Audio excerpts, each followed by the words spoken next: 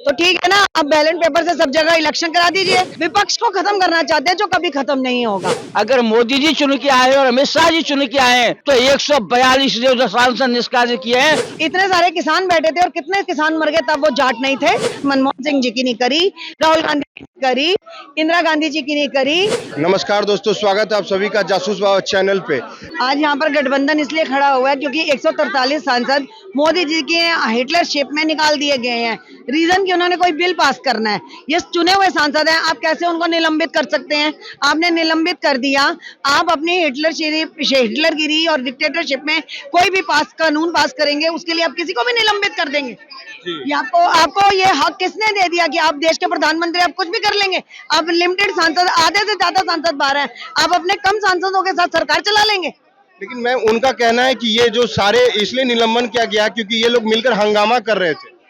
क्या हंगामा कर रहे थे? देखिए, अपनी आवाज उठानी हंगामा होता है? बचा कहाँ है लोकतंत्र से?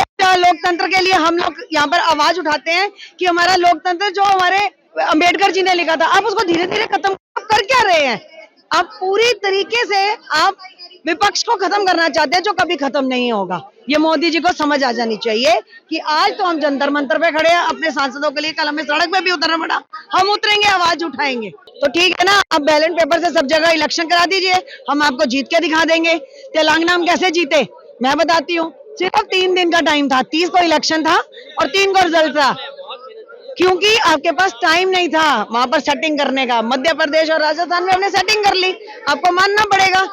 वहां पर की जनता से पूछिए, जनता वहां पर कांग्रेस आप ही मीडिया दिखाती थी कि आज इसमें कांग्रेस जीत रही है, कांग्रेस जीत रही है। एंड टाइम पे कैसे कांग्रेस हार गई?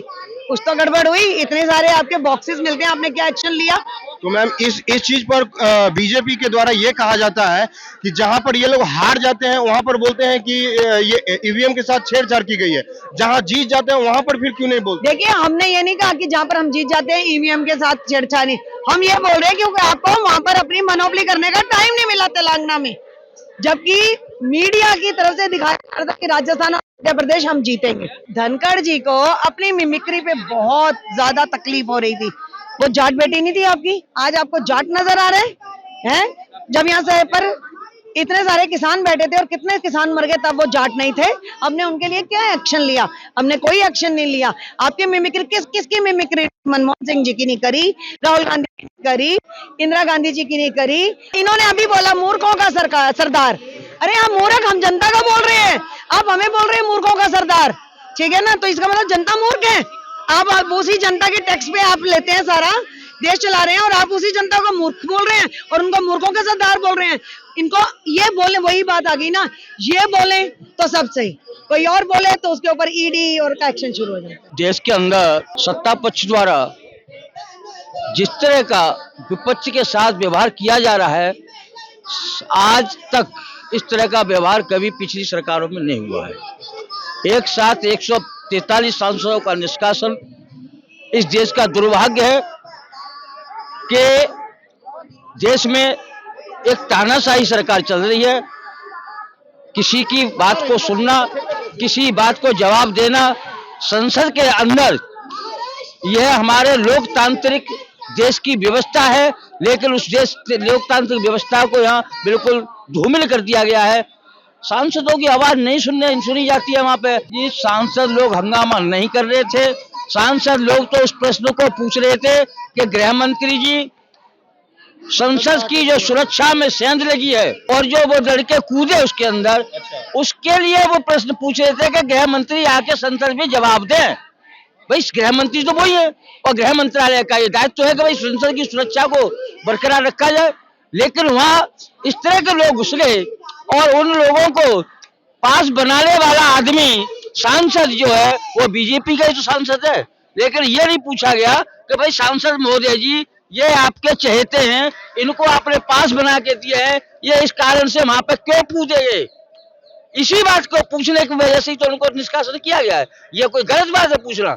लोकतांत्रिक संविधान है, हमारा देश संविधान से चलेगा और संविधान के अंदर हर व्यक्ति को अपनी बात रखने का मौका है, वो सब चाहिए।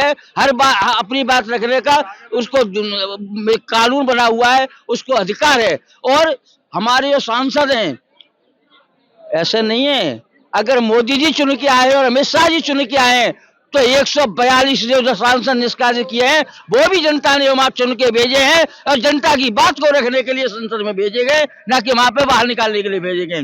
ये तानाशाह सरकार ये चाहती है कि विपक्ष को खत्म कर दो और हम अपनी मर्जी से उल्टा सीधा तानाशाही सरकार चलाएंगे।